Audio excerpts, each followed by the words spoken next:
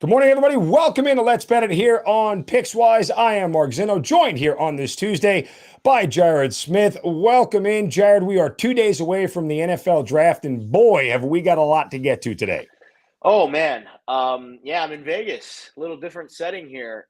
Soaking up some of the sights and sounds of the draft week. I'll be talking to some bookmakers today, hanging out with some bettors today, trying to get the lay of the land. But for the most part, the action's pretty set. I mean, once we get to this stage of the draft, and I know Servo will probably echo this, the moves have been sharp. They have been severe. And at this point, 48 hours away, not a whole lot of wiggle room, right, Servo? Everyone's pretty much knows, especially the first few picks, where kind of things are going to slot out now.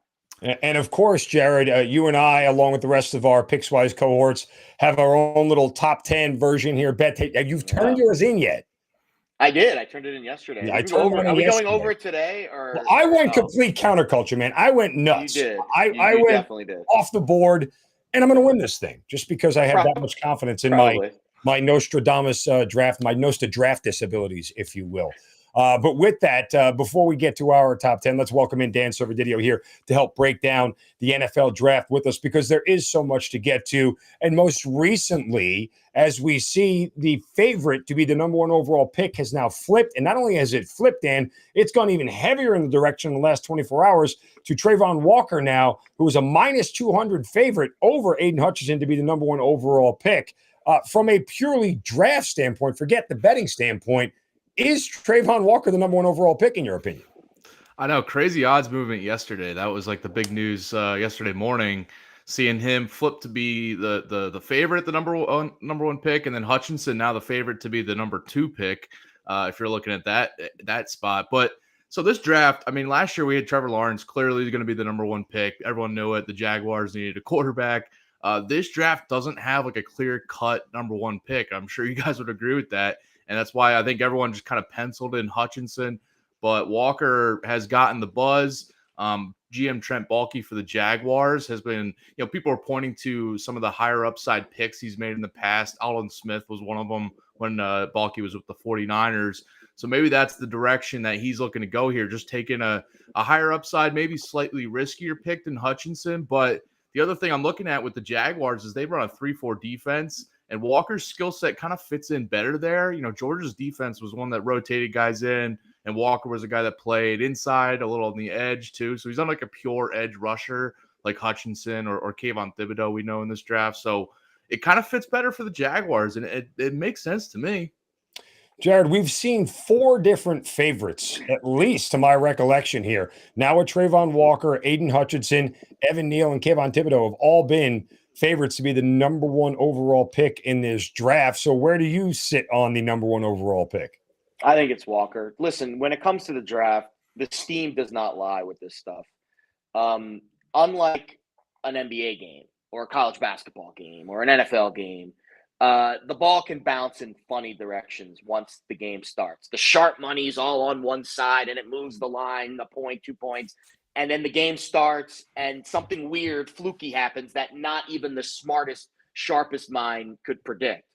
That's not the case with the NFL draft. There is no algorithms or data or anything. It's all based off of news, and that means it's a race to the window. And I think when you get that news and you see that line steam significantly in a very short period of time, like it did yesterday, especially the last move in the draft tends to be the one that's the final nail in the coffin. We have seen multiple different players favored to be number one. Now it's Walker, and it's significantly Walker. I saw minus 200 in some shops here in town. To me, that is the move, and you missed it, but it's pretty obvious now that Walker's going to be the number one overall pick. The only thing I'll add in reference to it, I did see reports is that Trent Baalke, as you mentioned, wants Travon Walker, but owner of the Jaguars, Ahmad Khan, wants Aiden Hutchinson. And we know how those arguments go, and we know who wins those arguments. It's usually the owner to the detriment of the football team. Is it a bad bet right now to take plus money on Aiden Hutchinson in either of your opinions? I would actually look to take plus money on one of the tackles, like Ekwonu has been a name I have looked at in recent weeks, because we saw like reports that Doug Peterson, an offensive-minded coach, might want to tackle in that spot to kind of build production for this year and next year, years down the line for Trevor Lawrence. So I was thinking Ekwonu could be the name, or Evan Neal. So if there is a name, I wouldn't take Hutchinson. I think if they're going to edge, if they're going pass rusher, it's going to be Walker over Hutchinson for sure now. But I think there's juice on Ekwonu that's now interesting to me. But maybe they're just driving up the price for Walker, trying to get a team to trade up to number 1. So that's something also to consider. Yeah, there's a lot of smoke that happens now, especially 24 hours before, day of, morning of. Because remember, the big one last year was the Trey Lance, Mac Jones saga. We thought it was 3 at Jones, and it wasn't. It was Trey Lance from out of nowhere, off the top rope. But that's a quarterback. And to me, that's why that doesn't hold true for this. This is going to be the first draft since 2013, likely, at least the odds are saying so, that we haven't had a quarterback taken in the top 10. That makes this draft very unique. Maybe Atlanta reaches and grabs someone at 8. I don't see Carolina doing that at 6. But this is a unique draft because, again, in the last 9 years, we've had a quarterback. I think of those 9 that we've had one taken in the top 10, I think like more than half of the time it's been the first overall pick has been the quarterback. So we're not even close to that this year. So this is just a unique draft in that the biggest position is not the most talked about. And I think that makes it very difficult to predict the top 10. But the steam usually doesn't lie on this stuff. And I think at this stage, if the line is moving as much as it is for Walker, I am not going to fade that. And I'm not going to bet it, but I'm not going to go against Walker going first overall. Gentlemen, you brought up quarterbacks, and I think everybody is looking at Malik Willis as the one quarterback who's going to go first. And I don't know if there's any value in placing a bet on him going first. I think the better value is in where and his draft position is and who's going to do it, where you're going to find better plus money. So how do you handicap the quarterback position? Dan, I'll start with you. Yeah, I think Willis should be the first quarterback taken. I know people have connected Pickett to the Panthers possibly at number 6. In my opinion, just from watching both these guys in college and just going back and watching some of the highlights and some of the tape, Willis just has the more upside, the better overall talent. I think Pickett's the guy maybe if you want to start right away for a team, but the teams looking at quarterbacks aren't really cared about a guy that's going to help them compete this season maybe, and they're just looking for next year and beyond. So Willis just has that higher upside. So I think a team would be willing to take a chance on him. Like, if we're looking at the Panthers at 6, but I see them connected to tackles at number 6 spot. So maybe that's not the spot to bet them. I think the Falcons at 8 are an interesting spot, or even if a team trades up into the top 10 thinking they just want to go grab Willis. You got the Saints have 2 picks later in the first round that they could maybe package something if they really want to go up and grab Willis. The Steelers are another team that are picking later. If Willis falls that far down, they could be a team that's set up to have Willis sit for a year behind Trubisky. Same thing with the Saints. They have a couple quarterbacks like Winston to help Willis sit for a year. So that's the spots I'm looking at. The Falcons too with Mariota. I think the team with a kind of a veteran, maybe placeholder for a year is where I'm looking at.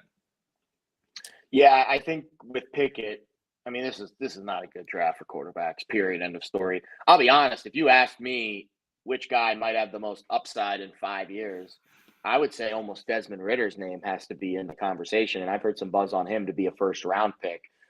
Dan, I know that's someone that you want to mention at some point later. But I don't really like any of these guys. I watched Pickett a lot at Pitt because, I watched a little bit of the ACC this year. I didn't watch a ton of Malik Willis. But he has the Mike Vick quality to him where he can move around and throw the ball deep down the field and also move it with his legs. But I don't see anyone reaching for one of these guys. The Pickett stuff to Carolina, the only reason that was floated around is because David Tepper's a Pitt booster. And listen, if that's the reason why you draft a kid, that's a terrible reason to draft a kid at 6. But if that's what they decide to do because the owner's playing all the cards, and I get it, I understand it. He's the one signing the checks. But that's like betting on a team because you like the uniform color. Like it doesn't make sense to me to take Pickett at 6 when you're going to have probably 3 or 4 top-notch offensive linemen available at that 6th pick for Carolina, which is a desperate need for them. So I don't see a quarterback going in the top 10. The odds don't say that either, and I would be surprised. I would need a lot of explanation. Explain yourself, Mr. GM, if a team trades up into the top 10 to get one of these quarterbacks. Well, look, it's interesting that before the quarterback needy teams show up at 6 with Carolina, 8 with the Falcons, even 9 with the Seahawks, there are 3 teams ahead of them that all have multiple first-round picks in the Texans, the Jets, and the Giants, which usually indicates that there's moving to be done with those teams with multiple first-round picks. That's why you acquire them, to have the flexibility and the ability to move around in the draft. And I'm not saying they're going to get a quarterback in any of those teams, but they have the draft capital to let somebody move up in a position because they have another first-round pick. So that, to me, I think is one of the wild cards in this draft. One of the other sort of tough things to handicap, and I've seen a variety of different opinions on it, is the wide receiver position. 2 questions here. Will Garrett Wilson go number 1? And we have seen the total of number wide receivers taken in the first round. The line has moved from 5.5 to 6.5, and the juice is flipped heavy on the under and light on the over. I only have 5 going in this first round. I got it at 5.5 and took the under at -108 when the juice was at -125 for the over. So, Jared, how many receivers are going in round 1? And is Garrett Wilson the first one? This might be your worst take, Mark. No, I mean, maybe it's not. Maybe I'm the idiot, but I don't see how 6 don't go in the first round. I'll give you the 6 right here. I don't understand how. Well, first of all, I think Wilson goes first, but I think Jameson Williams is an interesting name to keep an ear out for. There's a chance. I'm hearing that is from what we're reading that his rehab is ahead of schedule. And the big reason for not taking him in the top 10 was because he probably wasn't going to even play until November-ish, because of the injury. But I'm hearing he might be ready for training camp. That makes him, in my opinion, he's the best receiver in the draft if you take away the injury. So I think Williams probably has a chance to go value-wise based on talent to be the first receiver taken. But I do think Wilson makes the most sense. Here are the 6 that I have in the first round. Wilson, Jameson Williams, Drake London, Olave. Those guys, I mean, that's 4 like locks. Then Burks and Dotson. I mean, obviously, I'm maybe a little biased towards Dotson. Burks, I think is a solid one. Maybe not as solid as the other 4. Dotson's the one that's on the fence. But the reason that I like Dotson is because he played in a power conference and he has the skill set at the end of the first round to be a guy that a team like the Chiefs or the Packers with 2 first-round picks are interested in, because the skill set to me matches what a pro receiver needs. So those are the 6 I have, and I think over 5.5 in the first round is the way I would go. Obviously, now that it's moved, I wouldn't take over 6.5, but I have 6 receivers going in the first round. Dan, yeah, no, I agree. So I guess I'm with Jared on this one. I have those 6 going in the first round, and there's a possibility we get a 7th. If you're looking for the over 6.5, like a North name Dakota like, State. Yeah, Christian Watson, and George Pickens from Georgia is also a name that could sneak in there. But yeah, like Dotson is the name that's gotten buzz, and I think he's risen up boards to be, a late first round pick. So if you're thinking those 6 go in, that would be something I'd be interested in. I will say with the first wide receiver, I'm with Jared on this. Jameson Williams, I think there's value on him going to be the first wide receiver. This is a guy, like Jared was saying, was going to be a sure top 10 pick if he didn't tear his ACL in that national championship game. And we were saying he's ahead of schedule apparently. And I think, if you're just thinking about teams that are drafting in the top 10, or maybe a team looking to trade up into, that Jets spot at 10 or the Giants spot at 7, I think teams will be willing to maybe let him sit for half a year or whatever, thinking that they're not ready to be totally competitive this year, but knowing that they'll get him for the later half. Or a team like in the top 10, they know they're not really playing for this year too. So I think he could be a top 10 pick, and being the first wide receiver off the board. He would be that if he was fully healthy anyway. And I think he's a little ahead of schedule in that area. Can I add one more thing on this? I just want to add one more thing before you chime in, Mark. To me, this is not just I have 6 receivers in the first round kind of handicap. The business of the NFL is making it so these receivers are now, other than a quarterback and other than a defensive end, the priciest commodities in football. And in the first round, you get a 5th year of control for that rookie contract. You saw what Tyreek Hill just got, $30 million. Devontae Adams, $28 million. I mean, to have that extra year of control on the rookie deal for a receiver, in my eyes, makes a team more inclined to take a guy. If you have a choice, Jahan Dotson, pick 32 or pick 33, you're going to go 32. You're going to trade up into the first round to take a guy like Dotson because you're going to get an extra year of control. I think the business of football is pushing us more towards more receivers, more defensive ends, more cornerbacks, more quarterbacks in the first round because you get that extra control. And the salary cap is becoming crazy for these, high-profile positions. If you thought that take was bad, wait till I tell you that I have a bet on Drake London to be the first overall wide receiver selected. Just because I don't mind that. I don't mind that at all. Listen, he is the biggest, most physical wide receiver in this draft. The comps to a Mike Evans are off the charts real, and there are teams that are lusting after a big body receiver. Look, the Jets would absolutely take him at 4. And Arthur Smith, who coaches the Falcons, as maniacal it is for Atlanta to take a wide receiver when they have absolutely nobody to throw him the football, no offensive line, and no running game, whatever. But Arthur Smith, a la A.J. Brown and a la Julio Jones, who Tennessee acquired after he left. But that big body receiver, Drake London, is the only one of those receivers who fits that mold in this. And I think Drake London is the first one to go off the board here. And I got him at plus 500. So let's move on to some over-unders, guys. I'm going to give you a name and a draft position, and you tell me whether you're going over or under. Let's start with Charles Cross, the offensive tackle out of Mississippi State. Over under 7.5, Dan. I'm going under there. I think the Giants at 7 could be the floor for him. So I like that to go under. They could even go at 5 and take Cross. He's been ahead of Neal in recent mocks and recent draft buzz. Yeah, I agree. He's a guy 5 or 6. He's a guy that is an immediate left tackle starter, whereas some people look at he doesn't want to play right tackle. Neal said he would play anywhere. He wants to play left tackle, and the Giants certainly need one. Next, 16.5 offensive players in the first round. Over or under, Jared? I would say over, but I haven't done any research or data on this. This is just a quick gut. Well, but I would lean to the over. I would tell you that the whole thing hinges on number of Georgia defensive players that go in the first round, right? Like that's really where that bet is made.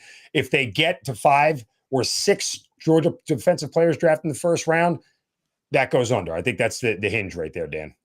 Yeah, I have it slightly over because I just think a team or two is going to take a chance to either stay in their spot or trade up to take Desmond Ridder or Matt Corral in that. We were talking about the 5th-year option for these quarterbacks. I think like the Lions at 32, if they don't go quarterback at number 2, then they could go Ridder or Corral in that spot or a team trading up. So that might push it slightly over, but it's a tough one.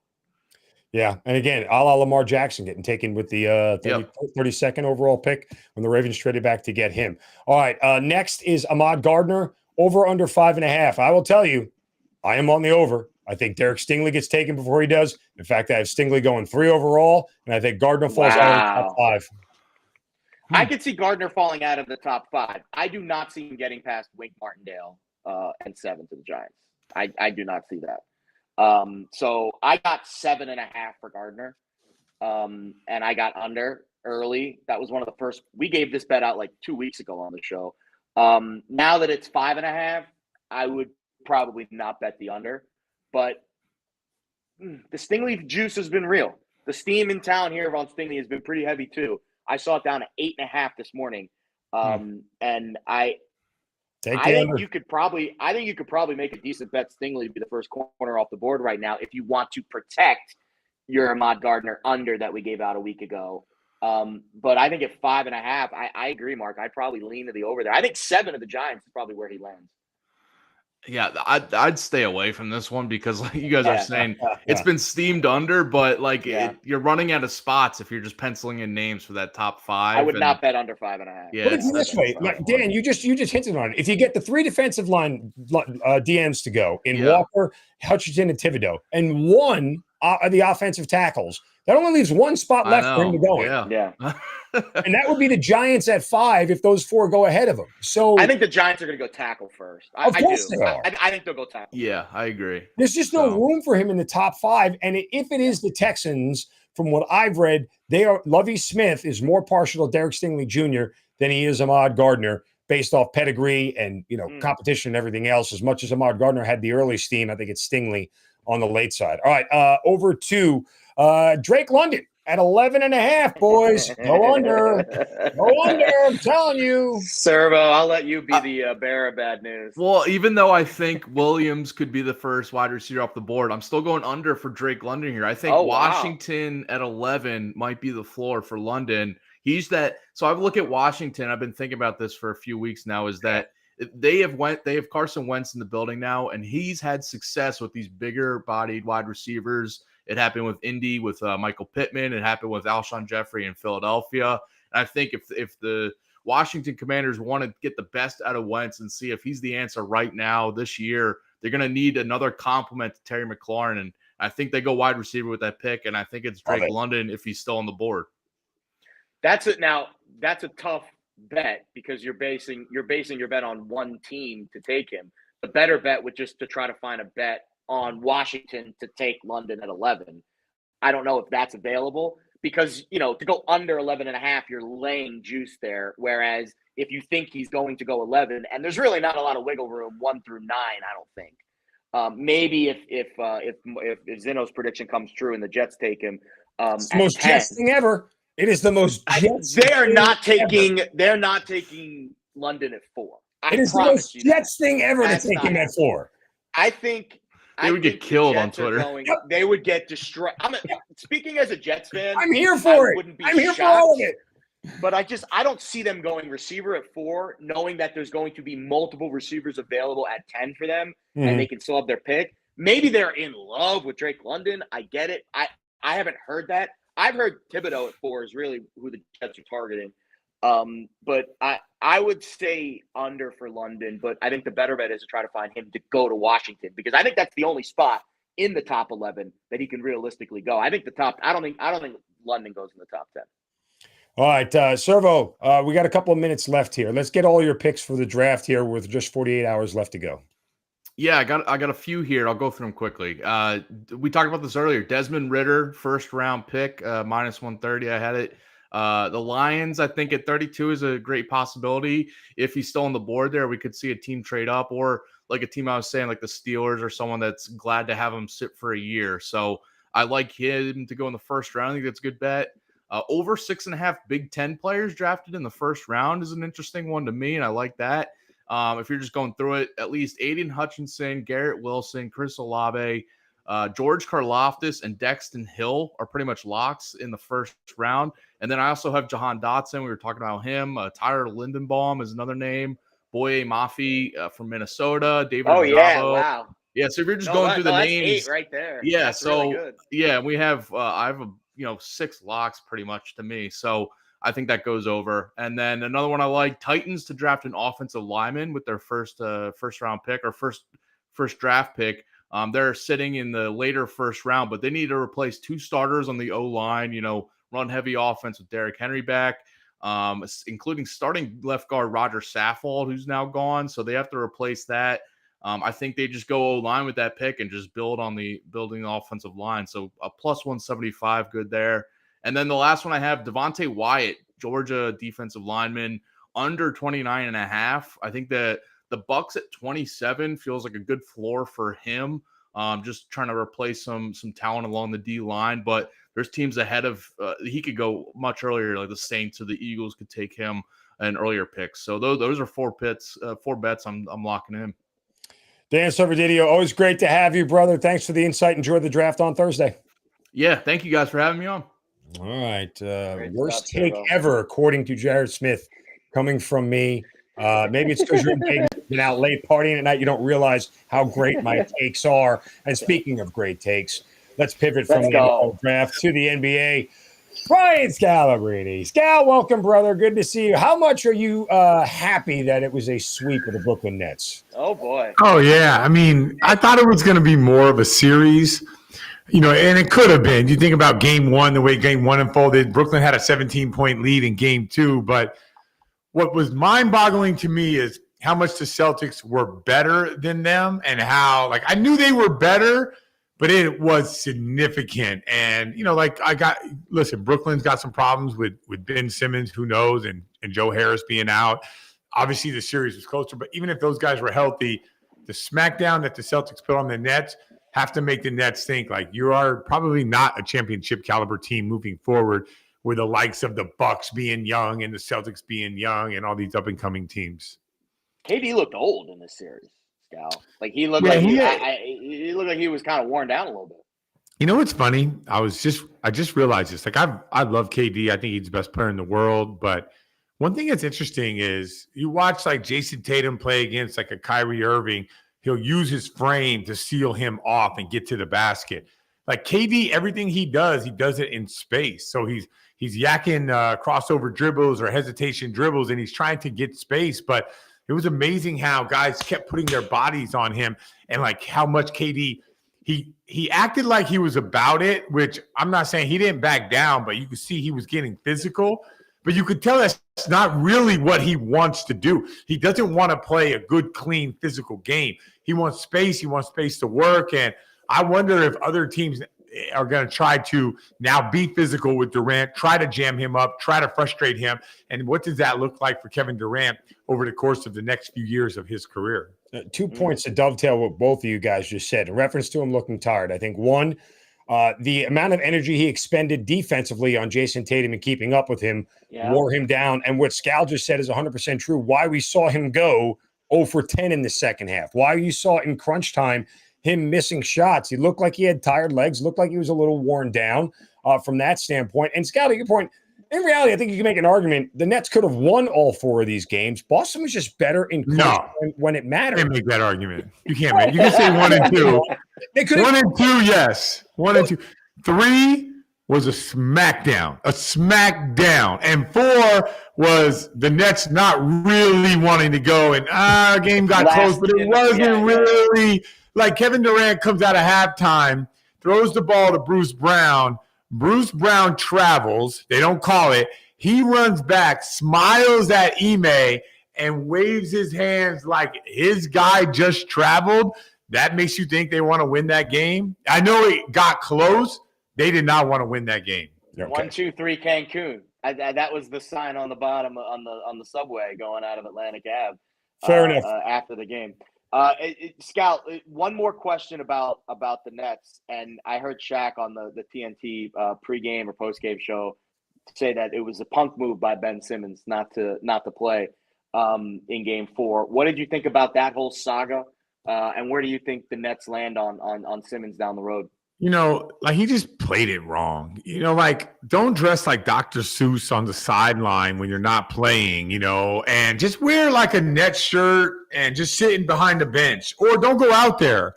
Don't have a press conference. It says Game 4, I'll be ready because I'm going to be the hero. Actually, I'm not going to be the hero. We're not going to win. We're going to lose.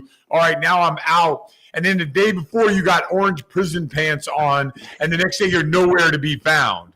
Like, how tone deaf is he? I don't like. Let me ask you guys: would you want like to not go to work, tell your bosses, "I'm just feeling a little bit like my mental health is messed up, but I'm gonna be all out on Instagram, partying with people"? Yeah, you know, like you can't do both. You can't do both. Do not be influenced by social media for your decisions. Just sit back and wonder: would I want someone to do this to me? If someone was my friend and they said, I'm not going to hang out with you, would I want them hanging out, dressing crazy and having like the good old time?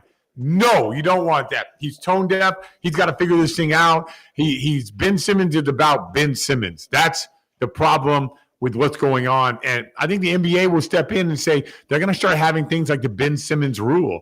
If you don't play in a certain amount of games, like, I don't know, we can't keep paying guys $40 million to sit around and sit out an entire season. He sat out a season. That's crazy. It's unreal. Wow. And got paid for it too, no less. Wasn't suspended, wasn't fined, anything. He got every single dime of it. Good point, Scal. Wow. Let's turn to a series that's knotted up at 2 that I really am conflicted about in which direction it's going to go. And I think it all hinges for me on one player. That's Memphis and Minnesota. If Karl Anthony Towns wants to be big boy Karl Anthony Towns and put up 25 points, I don't think Minnesota loses. But if he disappears and leaves it all for Anthony Edwards like he did in Game 2 and again in Game 3 to a certain extent, they're going to struggle, Minnesota. So how does Game 5 go? You know, I'm not a like I like him as a guy, but I'm not a big fan of winning with all the fake talk. Like there's real when people tell me when they talk and I could tell it like means something to them, right? It's coming from their soul. To me, Karl Anthony Towns is not built like that.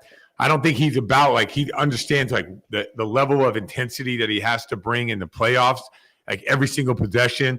I really believe he's worried about what are people going to say to me? What are people going to say about me? Are they going to kill me for only scoring 4 points, fouling out, whatever, or going 4 for 14 from the field?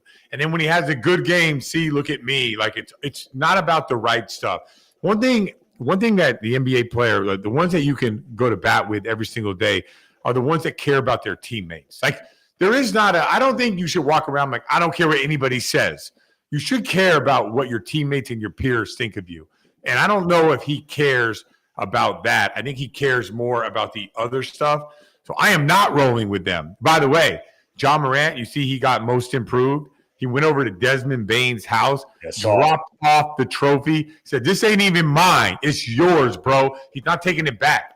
You think that those guys don't go to war for John Morant? Wow. Like that is John Morant is about his team. So I'm just rolling with that guy versus Karl Anthony Towns. I didn't know that about Ja. That is a great story. I think when you get to this point in the playoffs, Scal, the margin for error is so thin that you see the line tonight, Memphis laying 6. Yeah, I think they win the game, but it's a tough bet that they're going to blow out Minnesota. So that's where I struggle with this game. And that's where, from a betting perspective, what we did with Memphis laying 1.5 games in the series, in my eyes, is the better way to play it. And obviously you can't get that now. But I do think Memphis wins tonight. I think they win the series, but I think it's a tough bet. The other series, New Orleans and Phoenix, and I watched this New Orleans team last night. Man, they've got more heart. You want to talk about heart and grit and fire. That was a hell of a performance. Now, I know Devin Booker's not on the floor. It makes it easier, but New Orleans is a worse team, regardless. So they need that handicap to have a chance in this series. They do have a chance in this series. Can they keep things close tonight in the Valley? They're also about a 6-point underdog. Yeah, I don't. I actually like both the home teams today. I really like the Suns. I think the Suns had a little bit of a wake-up call.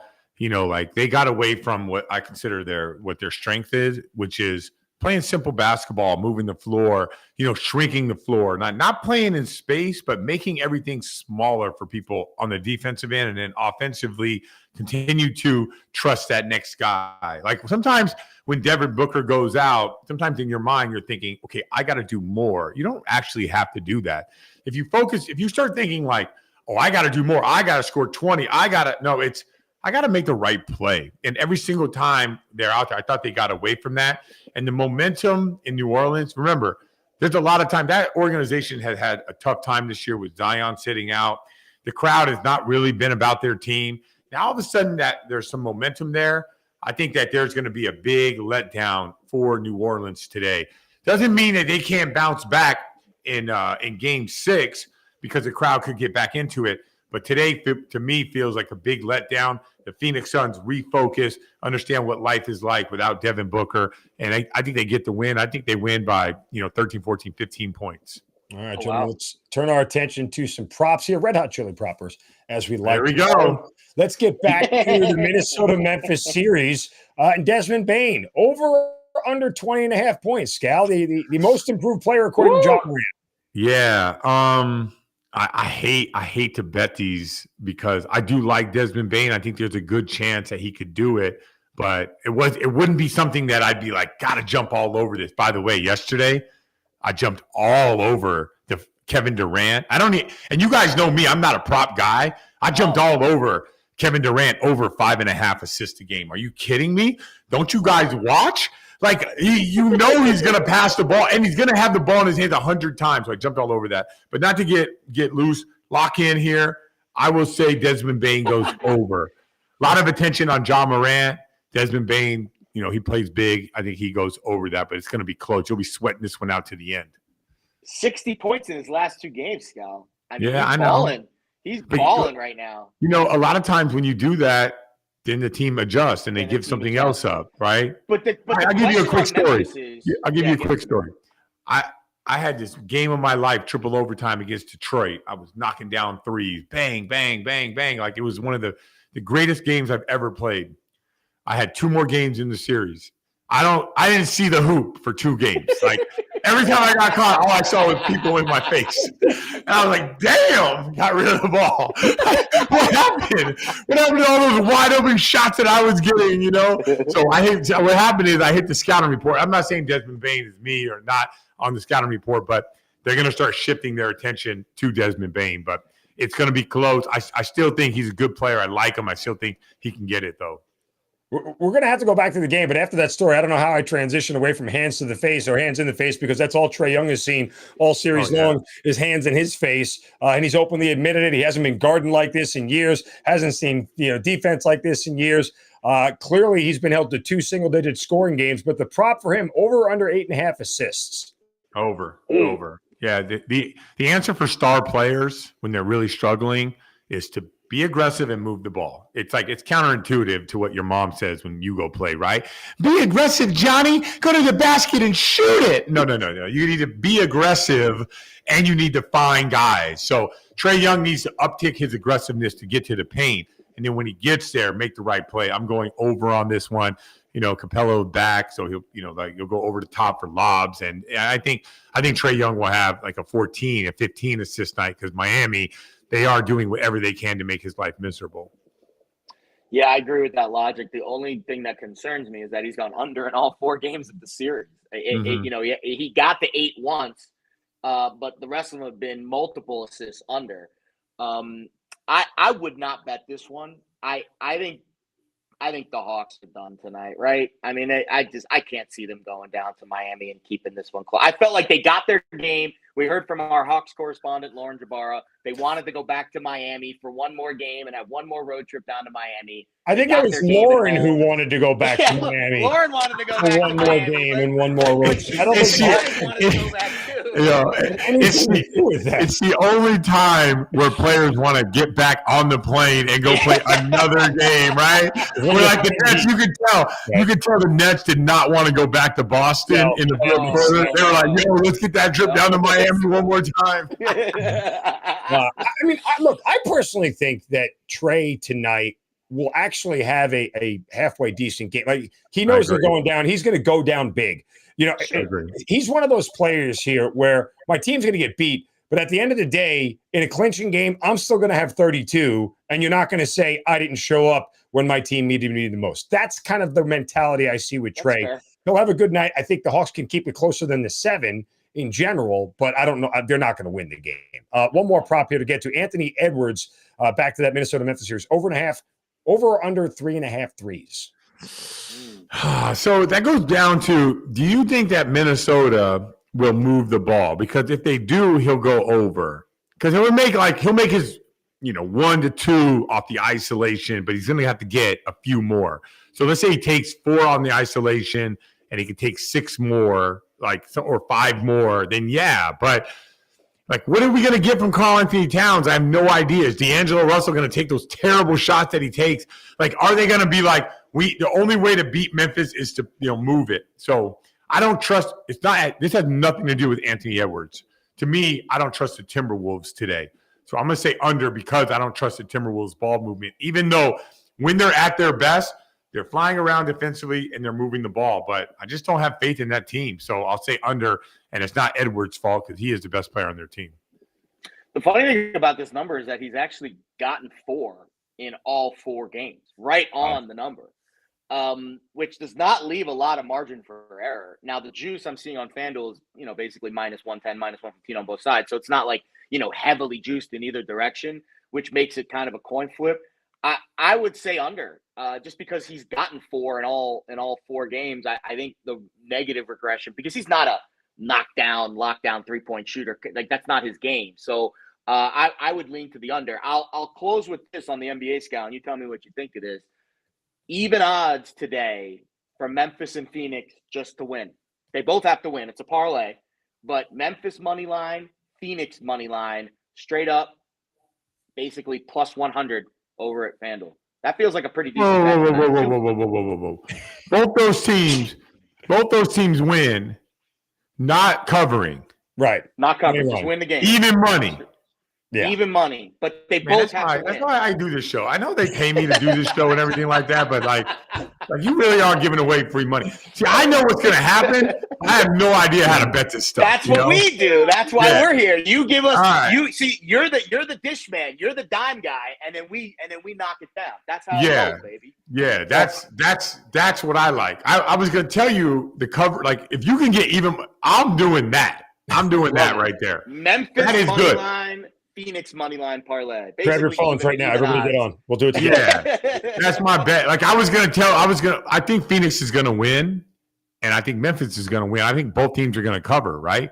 But I like that bet way more than I like my bet. Yeah. Because, you never know what's going to happen at the end of a game. Like some crazy stuff happens. I don't like laying more than 2 possessions in an NBA playoffs game, Scal, because at the end of the game, we see it.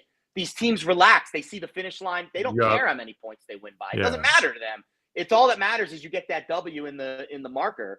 And the money lines, I always try to go money lines, or like we were talking about with the series spreads, a team to not lose a series by more than 1 or 2 games. The series be tight. That's kind of how I like betting the playoffs. And then the props can be interesting too. But I think that might be best bet of the day right there. Memphis, Phoenix, money line parlay. I like that. Now it's so true because like you're up by 5. And you go in the regular season, you go to the free throw line. You're thinking to yourself, like, yo, I got to get my money so I can get these. I got to get these points so I can get my money, right? Not our money, but their money, right? Yeah. But now there's like a lot more pressure on that free throw. You saw Kevin Durant the other day, 91% free throw shooter. He missed one late in the game. There's just more pressure in the playoffs. So that 8 can turn to 6, can turn to 4 really quickly. So that's the bet of the day right there. Money line on both of them. Parlay them.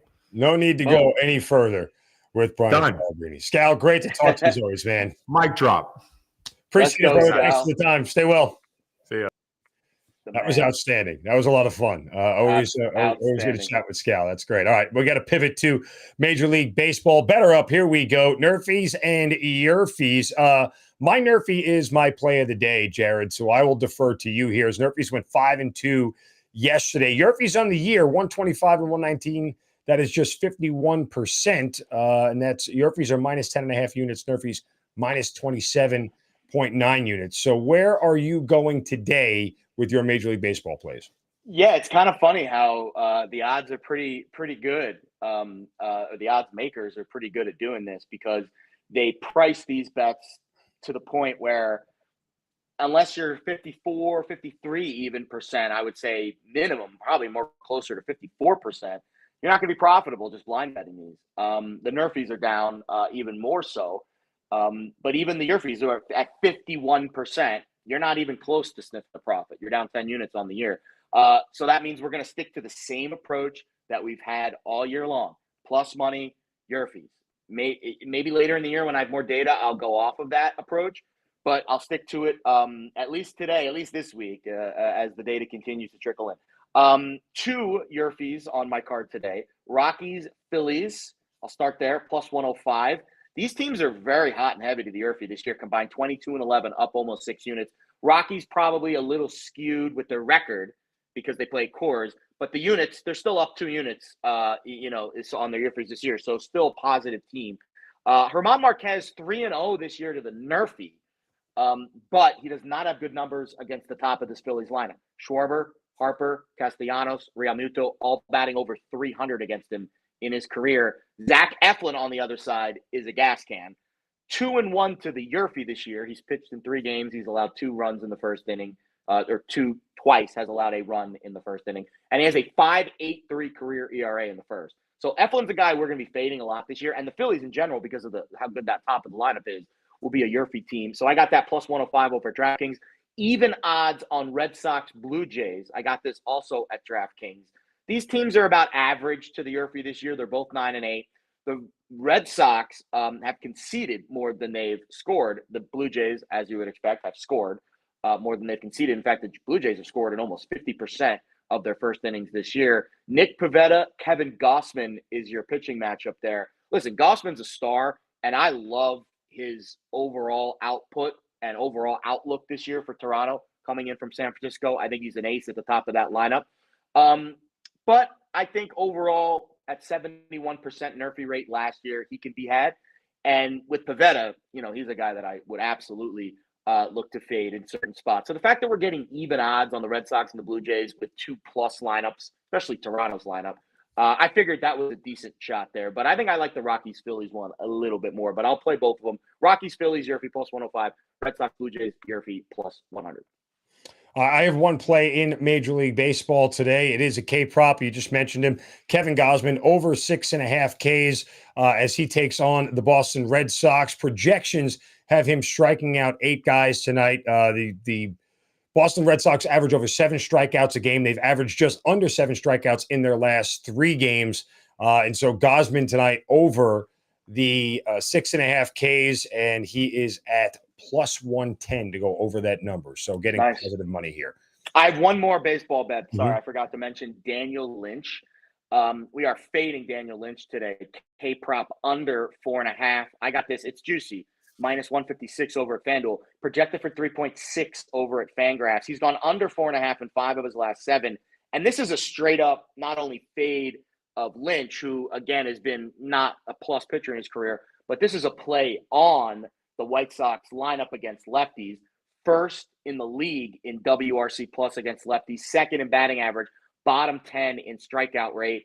Skubal, Robbie Ray, Eduardo Rodriguez, all lefties that have stayed under 4.5 strikeouts against the White Sox this season. So that is my K prop of the day. Daniel Lynch under 4.5, minus 156 over at FanDuel. All right, that'll bring us to our Pickswise plays of the day. But as always, before we get to our plays of the day, our website, pickswise.com, has a couple of 3-star plays on it. Jared, would you care to enlighten us as to a 3-star play of the day? Yeah, we got a hockey one out there for you. Not the Texas Rangers, the New York Rangers. They're at home against Carolina tonight. 3-star play on the Rangers money line. So check that out. Got a couple of other plays on the site too. Got to play on the Dodgers. Got to play on the Panthers. Got some good parlay action as well. I heard the Megas are just on fire right now. So check that out. Pickswise.com. A lot of good action today over on the site. All right. Well, that'll bring us to our picks of the day. Jared, I defer to beauty over age, and you may start. I don't know, Mark. You're a pretty good-looking cat, too. I try.